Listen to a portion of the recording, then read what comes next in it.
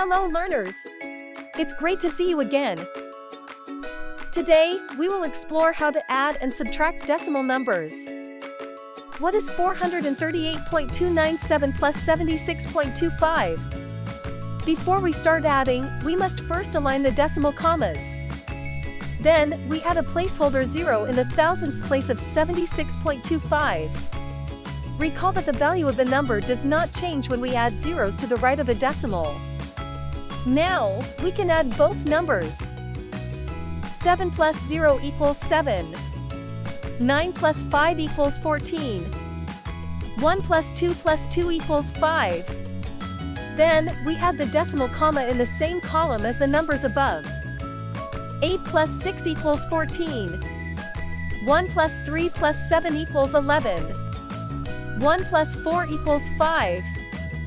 So, 438.297 plus 76.25 is equal to 514.547. Now, let us subtract decimals. What is 438.297 minus 76.25? Just like adding, we must first align the decimal commas before we start to subtract. Then, we add a placeholder 0 in the thousandths place of 76.25. Now, we can subtract the numbers. What answer do you get? Pause and discuss with your friends.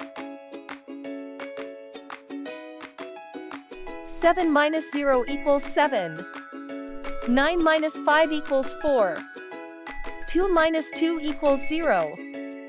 Don't forget to add the decimal comma in the same column as the numbers above.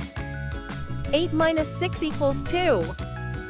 Since we cannot subtract 7 from 3, we regroup from the next greatest place value column. 13 minus 7 equals 6. 3 minus 0 equals 3. So, 438.297 minus 76.25 is equal to 362.047. Did you get that right? Today we have learned how to add and subtract decimal numbers. Great job on completing this video. Hope to see you again.